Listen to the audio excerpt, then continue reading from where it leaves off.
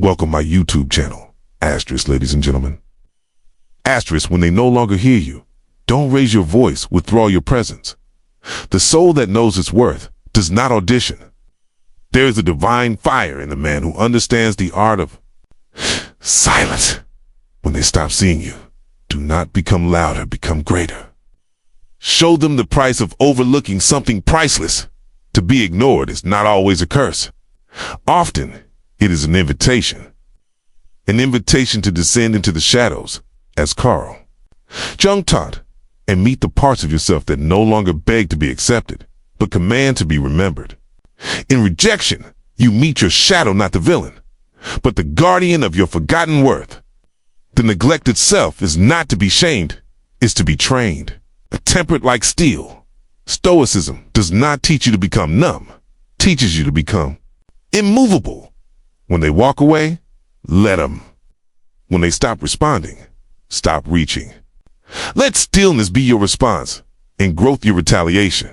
Tease, not out of spite, but out of sacred discipline. The man who responds to ignorance with fire becomes a spectacle. The man who responds with mastery becomes a mystery, and mysteries haunt far longer than noise. There is power in subtraction. You must teach them not through words, not through pleading, but through absence. You must become so valuable that your distance becomes their punishment. It's not because you seek revenge, but because you seek sovereignty. When a person ignores your presence, teach them to miss your absence. Carl Jung said, until you make the unconscious conscious, it will direct your life and you will call it fate. So now, become conscious of your response. When they forget your value, don't remind them with desperation. Remind them by becoming undeniable. Walk in silence. Train in silence. Evolve in silence. And one day, your silence will be louder than their ignorance ever was. You must become the one who does not chase, but attracts. Not through manipulation, but through radiance. You must embody such strength that your very energy makes them reflect on what they dismissed. Your composure becomes unsettling, your focus intimidating. The more they ignore, the deeper you build. The more they doubt, the stronger you discipline. Till one day, their ignorance costs them everything, and it will. The Stoics taught that external things are beyond our control, but our response is ours entirely. So when their attention fades, make your standards rise. Withdraw not as a retreat, but as an ascension. Your greatest revenge is not in proving them wrong, it's in becoming so aligned, so elevated, so refined, that their opinions lose all weight. Become the embodiment of silent consequence.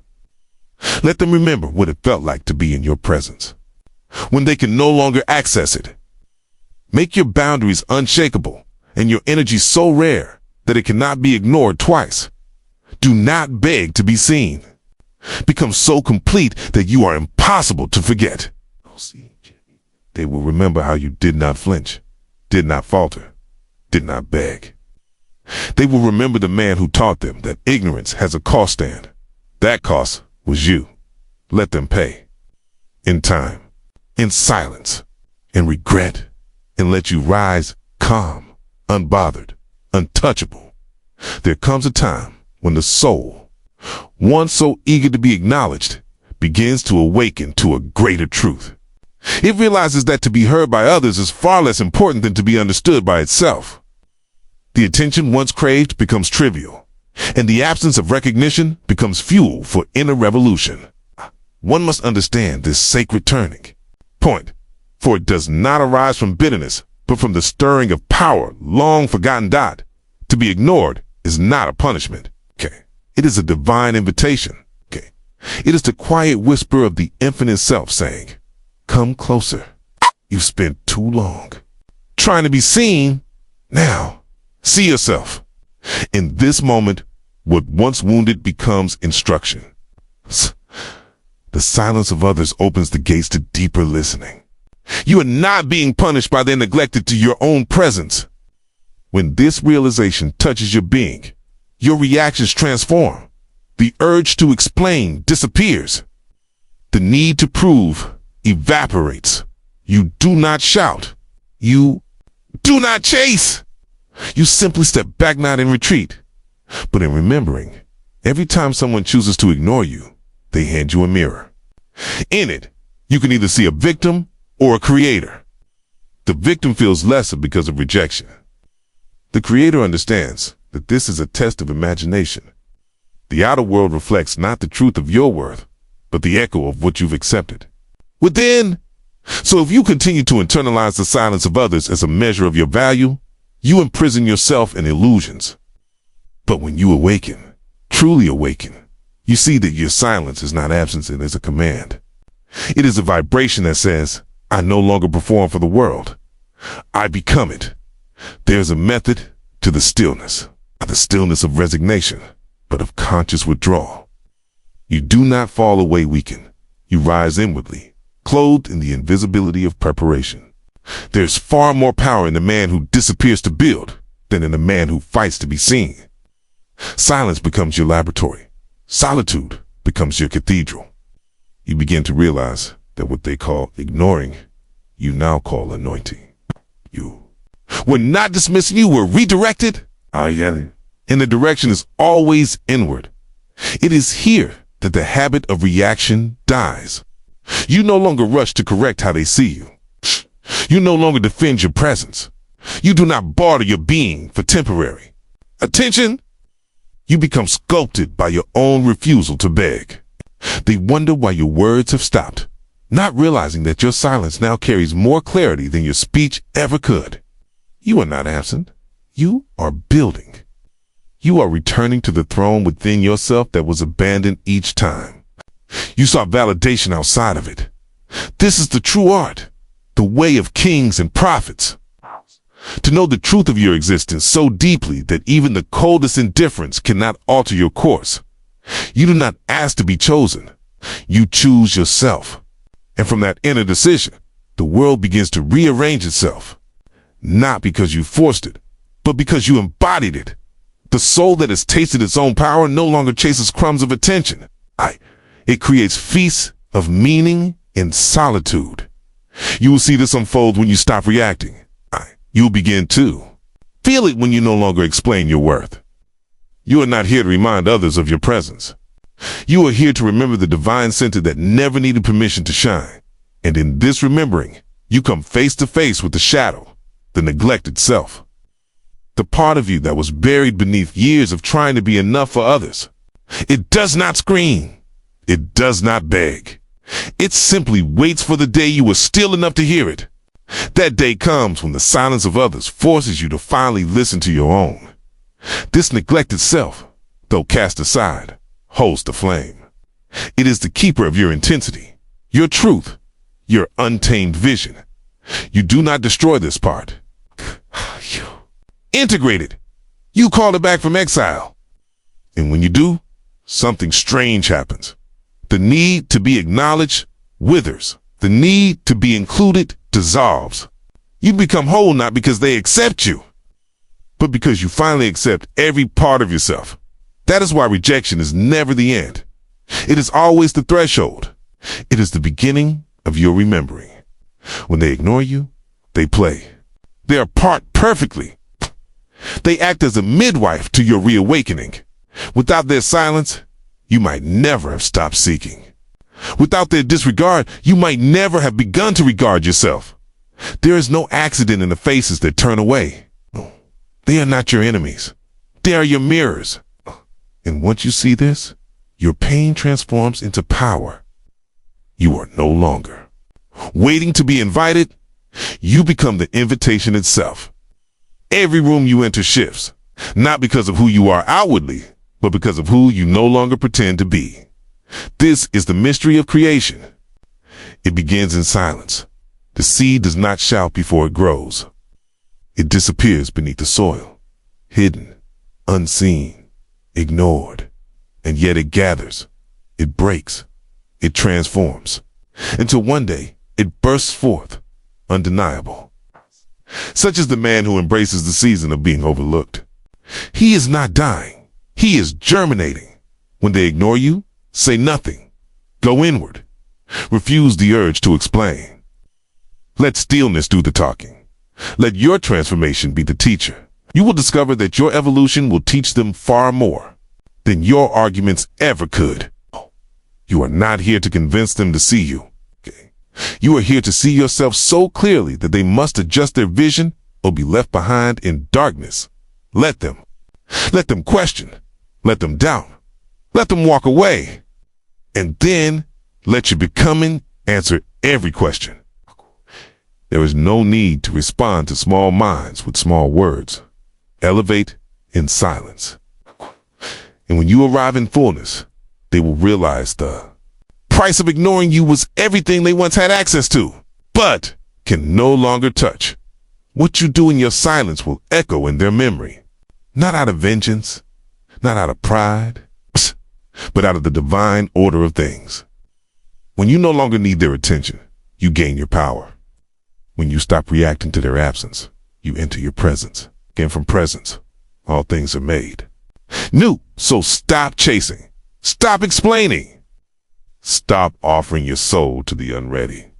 Learn the language of silence. It speaks louder than your loudest cry. And in time, the world will hear it not because you screamed, but because you became. Asterisk, the illusion of control is the oldest spell man has cast upon himself. He believes that if he speaks louder, moves faster, asserts harder, he may shape the world to fit his yearning. Yet the eternal truth whispers another way, that man was never meant to control the winds, but to master his sail. What happens around him is not his dominion. What rises within him is. And when this truth takes root, reaction fades like mist at dawn. To train the soul in mastery is not to make it indifferent, is to make it sovereign. Reaction belongs to the unguarded. The man who reacts is given his throne to circumstance. He is governed by whispers, glances, the drifting thoughts of others. One disapproving look and he shrinks. One delay in attention and he doubts.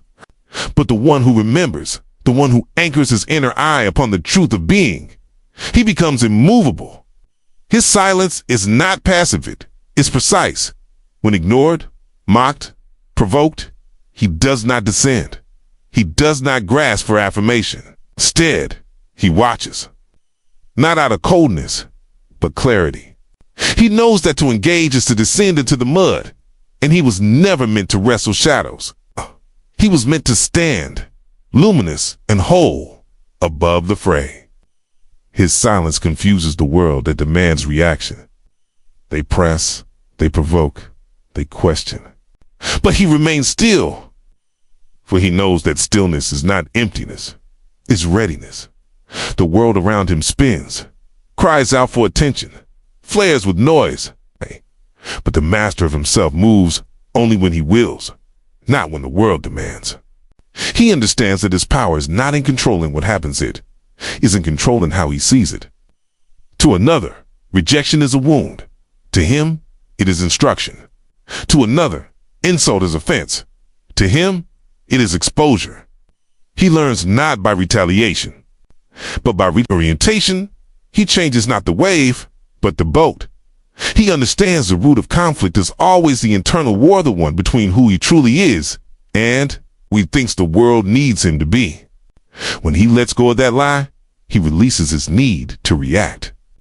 He becomes a silent force. He does not withhold to manipulate. He withholds because he no longer needs to be seen in order to see himself.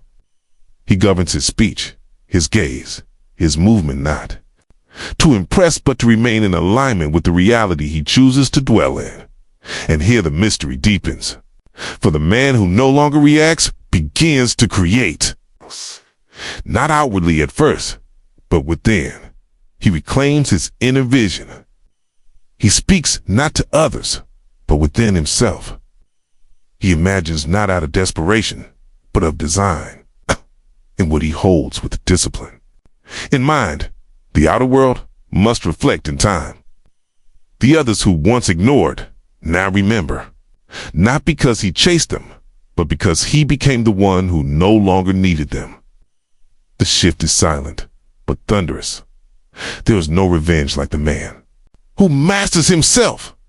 The attention they once withheld is now powerless. He no longer performs for the gallery. He becomes the artist.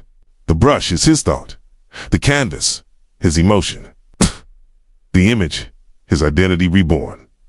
In his stillness, he paints not what the world has shown him, but what he has chosen to see. And this vision, when sustained, must take form. Not by might, not by effort, but by law. And so the training begins not at the body, but of the inner sanctuary. To meet the temptation of reaction and deny it. To encounter the sting of being forgotten and remember oneself. To face disregard and respond, not with fire, but with focus.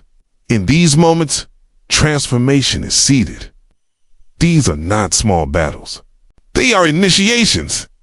Each time he refuses to descend, he rises. Each time he does not plead to be understood, he understands himself more deeply. Each moment of stillness is a step upon the invisible staircase to his throne. The world will not always applaud the stillness. They will call it cold, arrogant, distant. But he knows it is none of these. It is discipline. It is devotion. It's a refusal to allow the opinions of the unseen to distort the vision he carries. The man who knows his worth does not argue it. He lives it. He does not demand attention. He withdraws from noise until he becomes the only voice that matters within himself. And this voice, purified through silence, begins to thunder not in the ears of the world, but in the folds of reality itself. What he affirms in the inner chamber becomes visible in the outer realm. The one who once ignored him now studies him. The one who once dismissed him now echoes his words. Not because he begged to be remembered, but because he chose to never forget himself. You must understand this. When you react, you accept their version of reality. When you master yourself, you overwrite it. When you chase, you confirm your lack. When you remain composed, you embody fulfillment. The moment you are no longer shaken by their absence is the moment your presence begins to echo. Not as noise, but as power. They feel what they once overlooked, and it is not your rage they remember, but your peace. And in that peace lies your deepest weapon. It is not passive, but penetrating. It does not confront, it converts. The world bends not to the loud, but to the unwavering. Be still, and you will see the universe begin to respond to the truth you have harbored in secret. Your restraint becomes a magnet, your silence a roar, and your discipline your divine calling card. But let this be clear, you do not become still to manipulate them. You become still because you refuse to be manipulated by them. You do not grow in silence, so they return. You grow in silence, so you never have to return to needing them. This is not strategy. It is salvation. It belongs to all who dare to choose it. Do not fear their silence. Welcome it. Let it become your teacher. In its presence, build. In its echo, rise. For the moment will come when they look again. Find not the man they ignored, but the God they cannot unsee. Not because you fought to be seen, but because you finally became. There's a fire that does not burn, but refines. A flame that does. Not consume, but transforms. It rises not in moments of fury, but in quiet hours of commitment. The man who chooses discipline over reaction does not announce his awakening. He lives it. Where others waste their pain in conversation and complaint, he takes every wound, every slight, every dismissaling, weaves it into his becoming. The world does not notice this at first. They are too loud to hear what silence is building. Discipline is the secret language of kings. It speaks through restraint, through order, through the patient forming of a self so resolute that nothing external can command it. You do not rush toward recognition when you are rooted in purpose. You do not explain your worth to the deaf. You simply build. And in building, you ascend. The world that once ignored you is left behind, not in anger, but in inevitability. There is something holy in a man who wakes each day and chooses structure over sympathy. He does not need the world to ask where he has gone. He knows where he is going. While others seek applause, he seeks alignment. While others hope to be invited, he creates the house in which invitations are irrelevant. He lives by a law unseen to the common man, a law that rewards the inner craftsman, the invisible workman of character. Each repetition is a prayer. Each decision a chisel to the old self. The distractions call to him. The attention of those who once overlooked him lingers just out of reach. But he does not bite the bait. He knows the cost. He has seen what happens when one breaks discipline for temporary affection. He has tasted the emptiness that follows. So now he feeds only on what is eternal vision, devotion, and truth. Those who dismissed him thought he would stay the same. They mistook his silence for stagnation. They believed his absence meant defeat. But what they failed to see was that in his absence, a new form was being carved. Not out of bitterness, but blueprint. Not out of anger, but intention. They forgot him, and in forgetting, gave him the greatest gift space to rebuild without noise. This space becomes the sanctuary of the reborn man. It is here he no longer tries to prove. He produces. He no longer explains. He embodies. Schedule becomes sacred. His rituals, divine. He does not drift anymore. He steers. And though the waves of memory may sometimes try to tempt him back to the times when he danced for crumbs of validation, he no longer sways. He has tasted the power of becoming. When you begin to discipline yourself, you become more than a man, you become a force. Not by volume, but by vibration. They can feel it when you walk into the room. They don't know what changed, but they know they can no longer access you the same way. You are no longer bending to be included. You are standing so firmly in your path that they must rise just to meet your gaze. This is not revenge. This is not manipulation. This is revelation. The man who once lowered himself to be loved has now learned to love himself so deeply that he can never be lowered again. And this kind of love cannot be taught with words. It is learned through solitude, forged through early mornings and quiet. Nights when no one claps and no one sees, but everything changes. You begin to move differently, not urgently, but deliberately. Each choice is a seed, each habit a brick. And without announcing it, you are building a temple no one can tear down. Those who once laughed may knock, but they will not be let in not. Because you are cruel, but because the man they once knew no longer lives here. Discipline becomes your loudest statement. It does not speak of vengeance, it reveals evolution.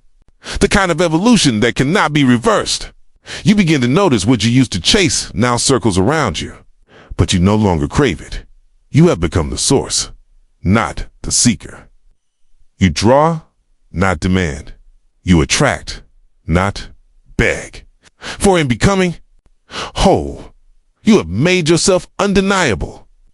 And then comes the subtraction, not as punishment, but as proof. You remove yourself not to harm them, but to heal you. You no longer insert yourself where your value must be debated. You no longer explain the worth of your energy to those who fumbled it. You vanish, not in anger, but in clarity. This subtraction is sacred, i.e., it is not a tactic asterisk. It is a declaration. It says, I am no longer a guest in my own life. I am the architect. The void you leave is not emptied, it's filled with memory. They feel what you no longer offer. The kindness withheld, the presence retracted. Listening no longer given, and in that absence, they encounter the truth. You were never asking for too much. They were simply offering too little. Let them learn now, not through your words, but your disappearance. Let them sit in the echo of your no. The echo of a soul that no longer dances for attention, but commands it through growth. You do not ghost them, you evolve past them. When they finally turn to look, they do not find the same man. They find a silhouette of who you used to be, now replaced by something far more grounded, far more radiant, far more rare. The subtraction becomes their lesson. But more importantly, it becomes your liberation. You realize how much energy was spent trying to convince those who were never meant to see. And in that realization, you reclaim every piece of yourself that was once scattered among the unworthy. You gather it, you restore it, you multiply it through devotion. So do not fear the discipline. Do not resist the subtraction, for both are gates. One leads to mastery, the other to freedom.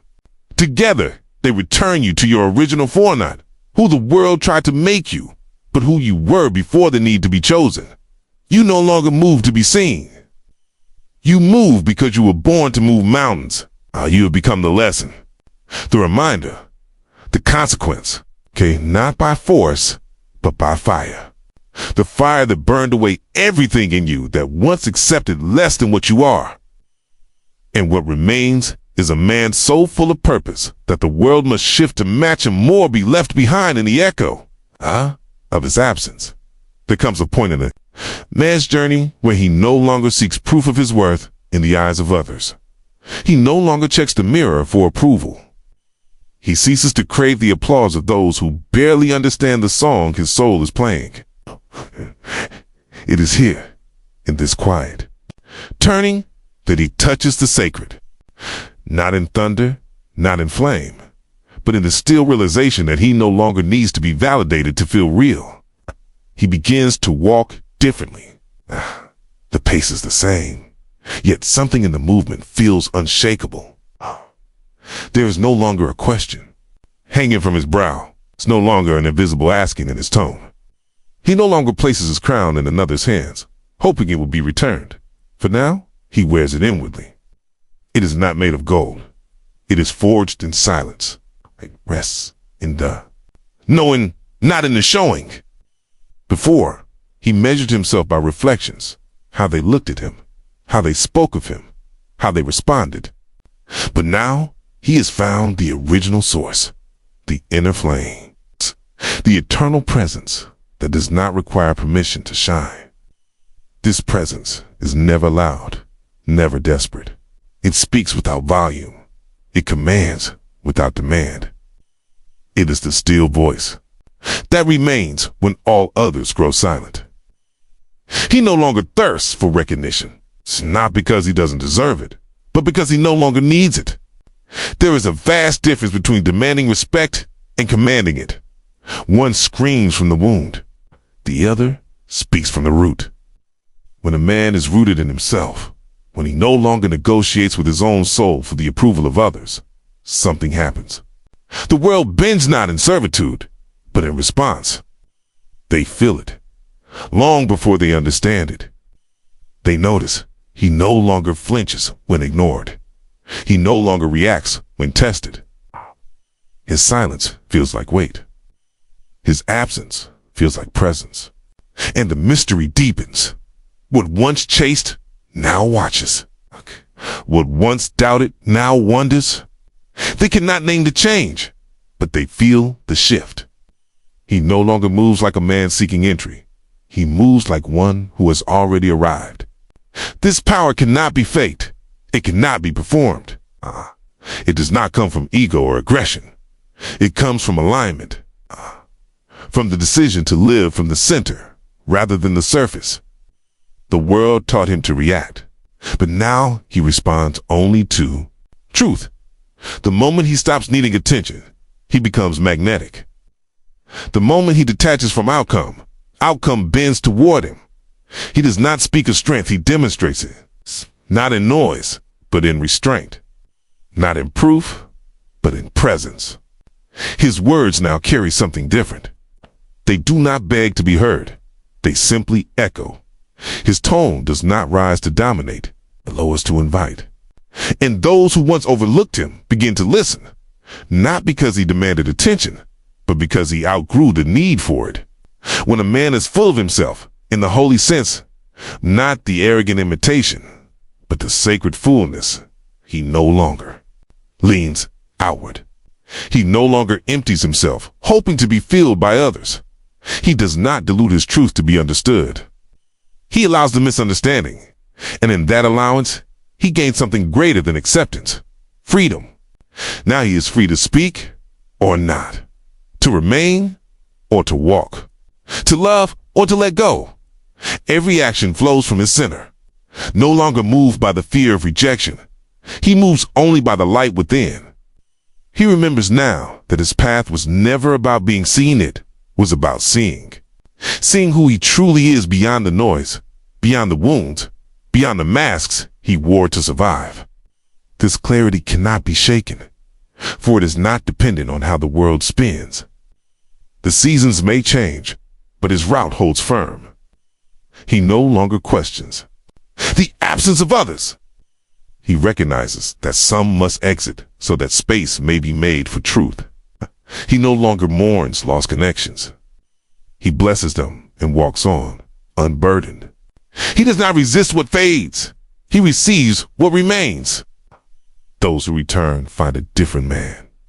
The one they knew is no longer here. He did not evolve to win them back. He evolved to never again lose himself. He does not hold resentment. He holds wisdom. He does not seek to be remembered. He becomes unforgettable not by design, but by nature. For the man who is whole cannot be ignored for long. His silence echoes louder than their attention ever could. Now he walks into a room, and he does not need to perform. His energy speaks. It says, I am not here to convince you. I am here to be. And those who are attuned will feel it. They will know they are in the presence of a man who has paid the price of solitude and has returned with the treasure of self. They may not understand his peace, but they will envy it.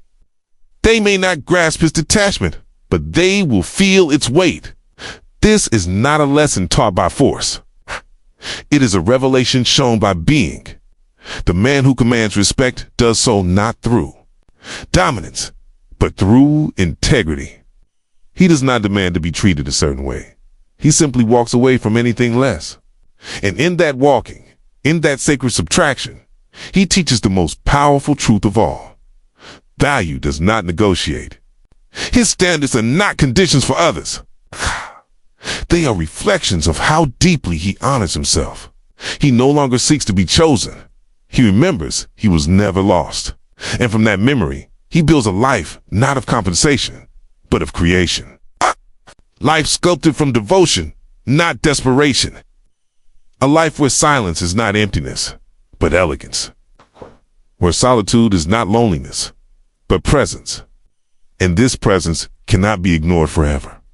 It may be overlooked in the beginning, when the world is still looking for noise, for glitter, for the loudest performer. But eventually, truth calls. And when it calls, they remember. Not the words you said, but the way you stood. Not how much you gave, but how deeply you refused to abandon yourself. In the end, that is the price they pay, not for your arrogance, not for your withdrawal, but for your wholeness. They pay in reflection, in silence, in sudden clarity. Okay? They filled the space you once filled and cannot replace it. Okay? Please, you were perfect, but because you were true. And truth, once experienced, is never forgotten. So be still. Be whole. Do not seek the applause of those who have yet to understand the rhythm of your soul. Do not explain your silence. Do not apologize for your standards. Let your life be the answer. Let your presence be the lesson. And let your absence be the proof.